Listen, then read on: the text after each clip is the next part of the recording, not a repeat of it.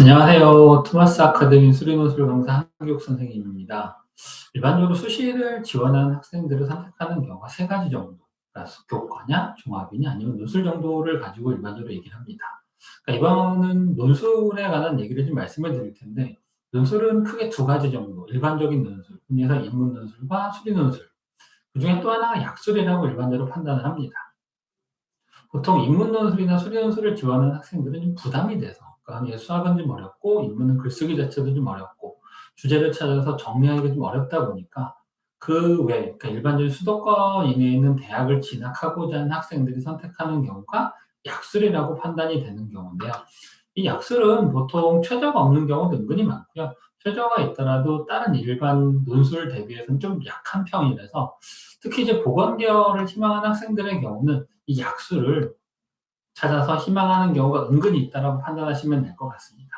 일단 모집 요강을 잠깐 좀 보고 그리고 난 다음에 좀 먼저 좀 말씀을 좀 드리겠습니다. 일부 모집 요강 중에 첫 번째 약수를 보는 학교가 국민대인데요. 올해 이제 205명을 모집을 하고 그중에 이제 최저가 두 개형이 6등급인데 인문은 국수형 탐구 한 과목, 상위 한 과목 중에 두 개형이 6이고요. 그다음에 자연은 국수형 과학, 그러니까 과학을 탐구 중에서 탐구를 최저를 반영을 하려고 하는데 그중에 이제 탐구를 반영할 거면 과탐을 반드시 응시해야 되는 경우라고 보시면 됩니다. 여기 보시면 상당히 중요한 얘기가 있습니다. 여기 보면 국어는 일반적이라고 보는데 수학이 단답형입니다. 그러니까 보통 학교들의 모집 요강을 봤을 때 여기에 있는 어떤 유형을 가지고 학교에서 시험을 보는지를 좀 판단해 보시면 될 것 같고요. 보시면 시험일은 12월 5일하고 12월 6일 날 이렇게 응시를 합니다. 예시문항을 보면 작년에 나왔던 인문 예시문항하고 자연 예시문항인데 수학은 딱 뭐뭐를 구하시오. 뭐뭐를 구하시오라고 단답형 형태로 주어져 있고 난이도는 어찌됐든 간에 자연 계열이 조금 더 어려운 거라고 보시면 될 것 같습니다. 입결인데요. 작년에 경쟁률이 정말 장난 아니게 높았습니다. 여기 보시면 경영은 320대 1 정도. 이거는 전 약대인 줄 알았거든요. 근데 실질적으로 갖다 놓고 나면 최저 충족률이 높지가 않아서 보통 100 몇 대 1 정도에서 뭐 50대 1 정도까지 쭉 떨어지는 이런 패턴 정도를 나타낼 것 같은데 느낌적인 느낌은 약간 학생들이 워너비식으로 좀 지원한 거 아닌가라는 그런 생각이 좀 듭니다. 자, 그다음은 이제 어디를 볼 거냐면 상명대를 볼 것 같습니다. 상명대는 98명 모집에 최저 넣었고요. 여기는 이제 국어 8개, 수학 2문제 이런 식으로 거의 국민대랑 동일하게 등장을 하지만 보시면 주관식 서술입니다. 그러니까 무슨 얘기냐면 예시문항을 좀 보여드리긴 할 텐데 국민대는 단답형으로 답만 쓰면 됐거든요. 근데 상명대 같은 경우는 단답형도 있지만 주관식 서술형에 해당해서 나오는 경우가 있고요. 시험일은 수능 전에 이렇게 보시고 논술은 100% 이렇게 반영을 합니다. 예시문항인데요. 여기에 주어진 요 밑줄 쳐져 있는 이런 뭐뭐를 구하시오, 뭐뭐를 구하시오라고 되긴 하겠지만 밑에 최종적인 형태는 서술하시오. 그러니까 이 얘기는 풀이 과정을 서술하지 못하면 점수를 주지 않겠다는 얘기랑 비슷합니다.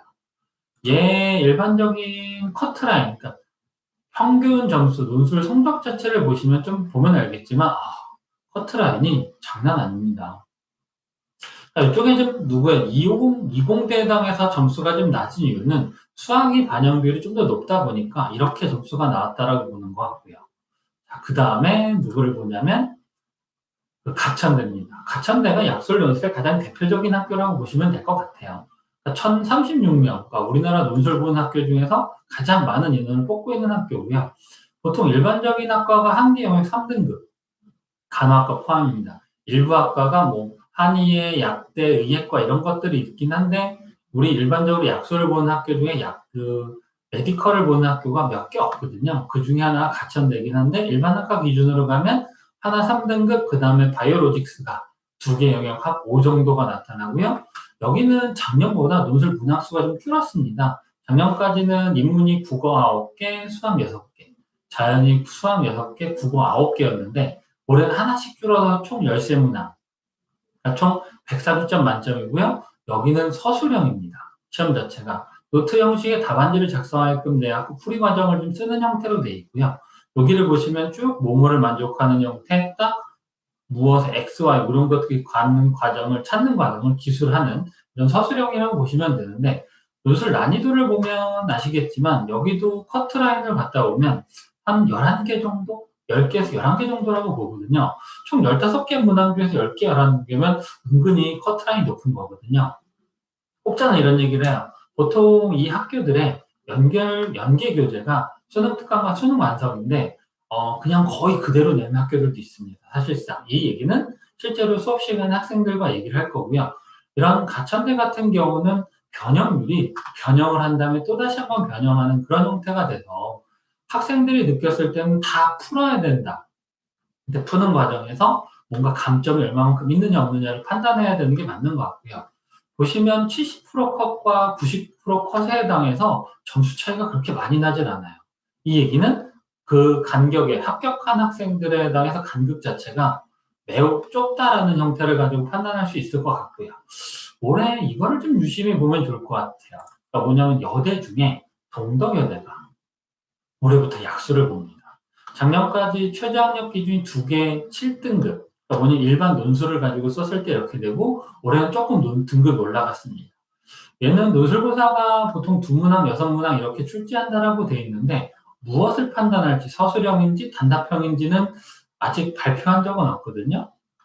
조금 더 두고 보면 논술 그 가이드북 이런 것들이 등장하면서 또는 모의 논술이 등장하면서 그 실체가 조금 더 명확하게 드러날 것 같습니다. 범위는 일반 학교랑 별 차이 없이 이 정도로 될 것 같습니다. 그래서 이렇게 모집 요강들을 보면 우리 아이들이 뭐 그냥 할 만한 정도 최저가 없는 경우도 많고 최저가 있는 경우도 있어서 최저가 나온다면 조금 실질 경쟁률이 좀 낮아지고 특히 이런 여대 같은 학교가 약술로 들어오면서 여학생들한테 조금 유리한 이런 전형도 될 수 있는 그런 가능성이 있다라고 보시면 될 것 같습니다. 그래서 제 커리큘럼을 가지고 먼저 설명을 좀 드리면요. 보통 이제 수도권 약술형 논술 전형을 대비하기 위해서 수원 수투만 일부 학교가 미적분이 들어가기 때문인 거고요. 핵심 개념을 잡아줍니다. 그러니까 기본 교재는 수능 특강 3개년 문제를 가지고 그 다음에 차후에 수능 완성을 풀 거고요. 그 수능 특강 문제를 풀면서 유세 문제를 같이 풀 거고요. 기출 문제를 나눠주는데요. 얘는 숙제형입니다. 그래서 왜 이 학생들이 기출 문제를 풀면서 이런 형태로 논술이 출제가 되는구나. 나는 그러면 이런 거 위주로 준비를 해야 되겠구나라고 할 거고요. 첨삭을 해주는데 이 기출문제 같은 경우는 제가 가지고 가서 서면 첨삭으로 진행을 할 겁니다. 나머지 문제는 수업 시간에 어떤 식으로 푸는지 이런 것들을 얘기해주고 그 다음에 만약에 수업 시간에 질문 받아주고 첨삭을 해주는데 안 되겠으면 SNS를 활용을 해서 온라인으로 약간 좀 첨삭을 병행한다라고 보시면 될 것 같고요. 그 다음에 나머지는 일반적으로 좀 평이한 이런 얘기를 써놨고 하루에 2시간 수업을 하기 때문에 좀 빠듯합니다. 그래서 제가 조금 빠르게 좀 진도를 나갈 수 있다는 거 유념을 좀 해주셔야 될 것 같고요. 전체적인 커리를 좀 말씀을 드리면 수능 특강하고 수능 완성을 분석을 해서 만들어진 교재를 자체 교재를 가지고 사용을 하고 있고요. 좀 전에 말씀드렸지만 그 3개년치를 가지고 사용하는 이유는 기출 문제하고 이전 기출 문제, 그러니까 수능 특강에서 나왔던 또는 수능 완성에서 나왔던 문제하고 얼마만큼 유사관계가 있는지 학생들이 한번 파악해보라고 이렇게 하고 만들어진 교재라고 보시면 될 것 같고요. 보통 일반적으로 수원 수투인데 수원부터 시작하는 게 일반적이라고 생각할 수 있긴 하겠지만 저는 수투부터 시작을 할 거예요. 왜냐하면 수투가 조금 더 개념이 많아요. 개념이 많다 보면 근거를 제시해가면서 논제를 풀어나가야 되는데 우리 학생들은 그런 거를 한 적이 별로 없습니다.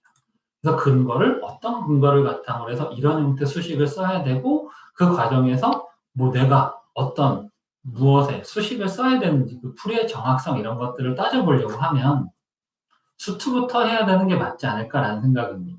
그래서 보통 수투 4주, 수원 4주 정도가 기본적으로 필요할 거라고 예상을 하고 있고요. 여기서 만약에 9주차까지 진행을 하는데 이 사이에서 수원투가 끝나지 않으면 9주차 일부를 조금 쪼개서라도 수업을 할 거고요. 그 다음에 만약에 끝난다라고 하더라면 여기서 이제 실무를 보면서 이 친구들이 어느 정도에 해당한 점수를 맞았고 그 다음에 차후에 어떤 과정을 좀 더 심화 있게 해야 될지 이런 것들을 가늠하기 위해서 실무 정도를 본다고 보시면 될 것 같습니다. 그래서 보통 제가 이렇게 9주 정도의 짧은 커리를 가지고 난 다음에 작성을 해놨는데 이거 이후에 이제 실전 모의고사나 아니면 심화 강의를 통해서 우리 아이들이 조금 더 논술에 합격할 수 있는 가능성을 타진해 본다라고 보시면 될 것 같습니다. 보통 이 짧은 과정에서도 어찌됐든 간에 본인이 얼마만큼 했느냐에 따라서 좋은 성취를 이룰 수 있고요. 이런 과정을 통해서 학생들이 작년 경우나 뭐 재작년 경우나 이렇게 비춰보면 충실히 이행했던 친구들이 파이널 강의에서도 손쉽게 접근을 하고 실전에서도 학생들이 합격하는 사례가 상당히 많았다라고 보면 될 것 같고요. 이상 제가 준비했던 커리인 거고요. 그다음은 실제적으로 본 수업에서 만나보도록 하겠습니다. 이상 감사합니다.